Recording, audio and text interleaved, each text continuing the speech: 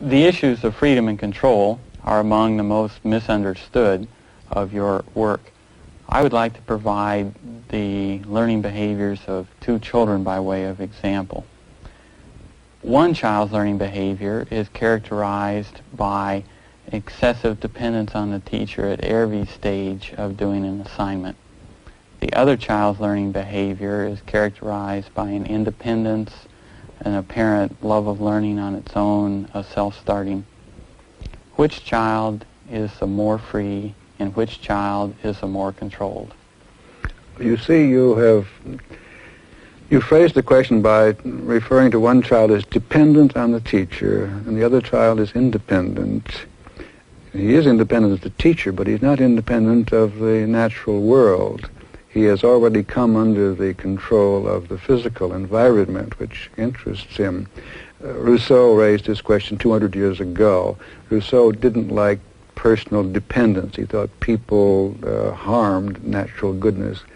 So he wanted everyone to be dependent on things. But that's the point. You are dependent on the physical environment just as much as you are dependent on people. I think we would agree, I believe, that the child who is exploring the real world around him is farther advanced than the child who has to run to the teacher for approval. And the teacher, if he's any good, will make sure that child shifts his dependency to the world of things. Otherwise, the teacher would remain essential, and that we don't want. Every teacher has to wean the student, just as every therapist has to wean his client. You have to break up these dependencies. However, if a child is really not getting much reinforcement out of life, then a little parental or instructional approval will be enough to get the child going. But that should be withdrawn. You should break down the control exercised by another person and play up the control exercised by the environment. But there's no freedom involved in either case.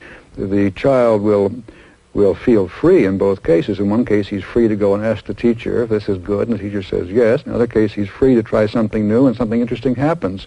But and he feels free. But actually, in one case, he is still under the control of personal approval. In the other case, he has come under the control of all of the interesting things that happen in the world at large when you begin to explore it.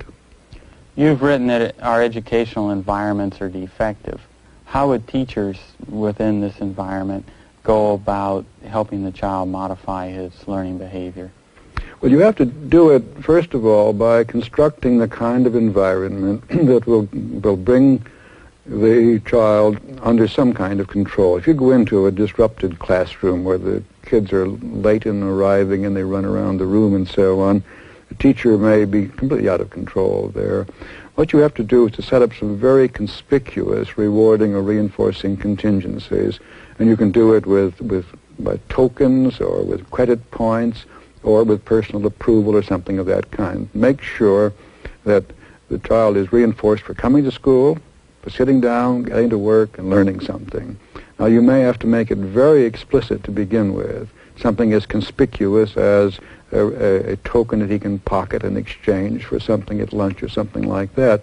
But you don't want that to go on forever. You don't want kids to live their lives just to collect tokens any more than we want people to live their lives just collecting money. It's something else again.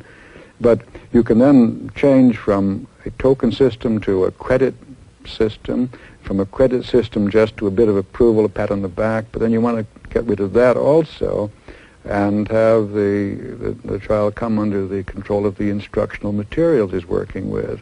Now, I don't think you're going to do that by finding things that are naturally interesting to the child. There are naturally interesting things, but the child is there to learn behaviors which will pay off naturally only much later in his life. For example, beginning reading is not very rewarding. You can put 4-color pictures on every page of your reader and that kind of thing, but there are ways in which you can work out contingencies so the child is successful very quickly. It may be quite arbitrary. You may get some feedback that this is the correct name for that object and so on. But with these spurious contingencies, call them anything you like, you can begin to build up fluent reading behavior, and then the child will begin to get reinforced, as we all are, from reading enjoyable things. But you can't move to the enjoyable things immediately because they aren't enjoyable. He hasn't acquired enough behavior to read enjoyably.